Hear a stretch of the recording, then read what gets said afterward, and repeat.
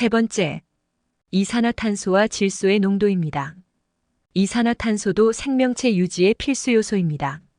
현재 관측된 대기 중 이산화탄소 평균 농도는 약 420ppm 정도라고 알려져 있습니다. AP통신은 산업화 이전 대기 중 이산화탄소 농도는 280ppm으로 추산된다면서 지구 대기의 이산화탄소 농도가 산업화 이전과 비교해 50% 이상 늘어난 것이라고 전했습니다. 환경 문제가 되는 온실가스의 90% 이상이 이산화탄소여서 사실 온실가스는 이산화탄소라고 보아도 무방합니다. 100년 전 대기 중 약 0.03%였던 온실가스는 현재 0.04%로 비율이 늘어났고 불과 0.01%의 변화에도 불구하고 지구는 온난화 문제 등 심각한 환경 문제로 몸살을 앓고 있습니다. 산업화 이전까지의 지구 대기 중의 이산화탄소의 농도는 생명체가 존재하기에 적당한 양으로 미세 조정되어 있었다고 말할 수 있습니다. 하나님이 조정해 놓으신 이산화탄소량을 인간이 망치고 있는 중인 것입니다. 대기 중의 질소의 농도는 약 78%로 알려져 있습니다. 특히 질소는 식물의 성장에 큰 역할을 하는데 적절한 질소의 양이 지구상의 생명체 존재에 매우 중요합니다. 인간은 질소를 필요로 하는데 인간의 몸을 구성하는 단백질에 질소가 포함되어 있기 때문입니다. 인간은 질소를 식물을 통해서 섭취하는데 식물은 성장하는데 질소를 또한 필요로 합니다. 질소는 산소와 결합하여 산화질소가 되는데 이 산화질소는 우리 인체에 매우 중요한 역할을 합니다. 산화질소는 심혈관계에 작용하거나 면역계에 작용하는 등 여러 가지 중요한 역할을 합니다. 만약 질소가 적어지면 식물의 성장이 제대로 되지 않아 식량 문제가 심각해집니다. 식물을 제대로 섭취하지 못하면 인간도 생존하기 어렵습니다. 질소와 산소와의 적정한 비율이 생명체의 생명 유지에 매우 중요합니다. 공기 중의 질소는 약 78%, 산소는 21%의 비율인데 만약 질소량이 증가한다면 상대적으로 산소의 비율이 낮아져 산소 부족으로 인한 문제가 발생하게 됩니다. 인간은 공기 중 질소 농도가 84%보다 높아지면 판단에 장애가 생겨 위험에 처해 있음을 인식하지 못할 수도 있고 약 10% 정도 더 높은 94%의 농도에서는 몇 번의 심호흡만으로도 사망할 수 있다고 보고되어 있습니다. 그래서 대기 중의 질소와 산소의 비율이 생명체가 존재할 수 있게 적정량으로 미세 조정되어 있다고 볼 수 있습니다. 네 번째, 대기압입니다. 지구를 둘러싸고 있는 대기의 90%는 지상으로부터 20km 이내에 있습니다. 이렇게 많은 공기가 아래로 작용하는 힘을 대기압이라고 하는데 우리는 왜 그런 대기압을 느낄 수 없을까요? 공기의 무게에 해당하는 대기압은 인체 내의 압력과 같아서 결국 우리에게 작용하는 추가의 힘이 없기 때문에 대기압을 느낄 수가 없는 것입니다.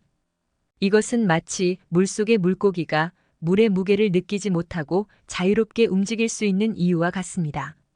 물속에서는 물이 든 플라스틱 주머니에 무게가 없고 공기 중에서는 공기 무게를 느끼지 못합니다.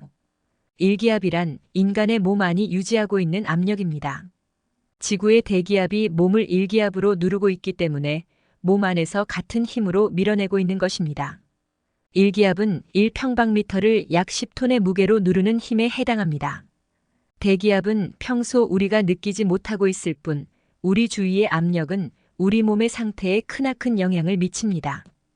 20%의 산소와 80%의 질소로 구성되어 있는 지구의 대기는 약 5.5km의 해발 고도에서 공기 밀도가 지상에 비해 약 절반 정도로 약해집니다. 그리고 12km가 되면 공기가 매우 희박해져서 주변 공기의 압력이 매우 낮아집니다. 고도가 낮은 곳에서 해발 2,500m 내지 3,000m 이상의 높은 곳으로 올라가면 두통과 피로감, 호흡곤란, 구토, 식욕 부진과 같은 증상들이 나타나는 고산병이 나타납니다.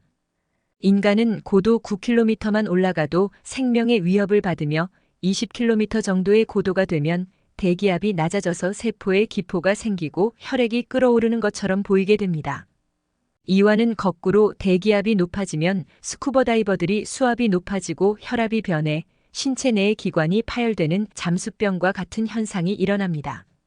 물속 깊이 들어갈수록 압력이 급격히 높아지므로 호흡할 때마다 높은 압력으로 인해 혈액 속으로 더 많은 공기가 녹아 들어가지만 갑자기 물 밖으로 올라오면 혈액 속에 녹아 들어갔던 공기는 기포로 급격히 변하게 됩니다.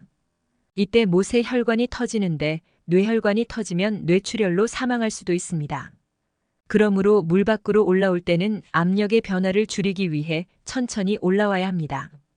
현재 대기압은 지구의 생명체가 생명을 유지하기 가장 최적의 기압으로 미세 조정되어 유지되고 있습니다. 5번째, 지구 자기장의 존재입니다. 지구 자기장은 우주 밖에서 날아오는 고에너지 입자로부터 생명체가 살고 있는 지구를 보호해주는 방패 역할을 합니다. 아이러니컬하게도 이 같은 사실을 확인할 수 있는 현상이 극지방 근처의 아름다운 장관을 선사하는 오로라입니다. 오로라는 지구 표면으로 들어오지 못한 고에너지 입자들이 지구 자기력선을 따라 극지방으로 이동하면서 상층 대기와 충돌할 때 발생하는 빛입니다. 자기장이 없어진다면 지구의 생명체나 시설은 태양으로부터 나온 고에너지 입자에 그대로 노출될 것입니다. 만일 이런 고에너지 입자가 인체에 닿아 체세포에 들어가면 염색체 이상이나 나아가 암을 일으킬 가능성이 있습니다. 인체에 대한 영향뿐만 아니라 지상에 존재하는 모든 전자기기는 에너지가 강한 입자의 피폭을 받으면 작동 불능 상태가 될 수 있습니다. 지구자기장은 태양으로부터 나오는 태양풍으로부터 우리 지구를 지켜주는데 더 정확히 말하면 지구가 아니라 지구 대기를 지켜줍니다. 태양풍은 이름 그대로 바람처럼 날아옵니다. 태양풍을 이루는 것은 주로 알파선과 베타선이라고 부르는 방사선입니다. 투과력이 약한 알파선과 베타선은 대기를 뚫고 내려오기 힘들어서 우리를 위협하지 않습니다. 문제는 이들이 바람처럼 물체를 밀어낸다는 점입니다. 지구자기장이 없으면 태양풍이 지구 대기에 직접 부딪히면서 바람이 모래를 날리듯 대기를 깎아서 우주로 날려보내고 이로 인해 대기층이 얇아집니다. 대기층이 얇아지는 건 심각한 사건입니다.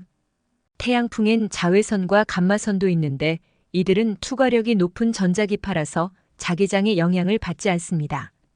우리가 지구에서 살 수 있는 것은 대기에 있는 오존 같은 물질이 이들을 흡수해서 줄여주기 때문입니다. 그러므로 대기가 줄어들면 자외선, 감마선이 늘어나면서 피부암과 같은 여러 가지 질병이 증가하게 되고 나아가 자기장이 사라져서 태양풍이 계속 충돌하면 대기는 점점 줄어들어서 화성이나 달처럼 황량한 세상이 되어버리고 맙니다. 이런 일이 생기지 않게 막아주는 것이 바로 지구자기장입니다. 일부 과학자들은 지구자기장이 사라지면 빙하기가 찾아올 수 있다고 이야기합니다.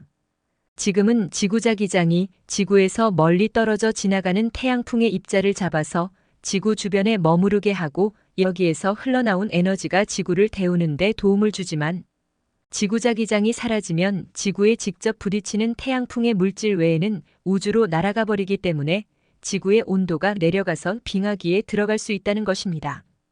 지구자기장이 약해져서 지구보호막이 사라지거나 태양풍이 일시적으로 커진다면 요한계시록 16장 8절과 9절에 기록된 대로 사람들이 태양열에 의해 태움을 입는 예언이 성취될 수 있다고도 일부 학자들은 말하기도 합니다. 넷째 천사가 그 대접을 태양에 쏟음에 태양이 권세를 받아 불로 사람들을 태우니 사람들이 크게 태움에 태워진지라. 이어지는 동영상에서 지구 미세 조정 항목들을 계속 살펴보겠습니다.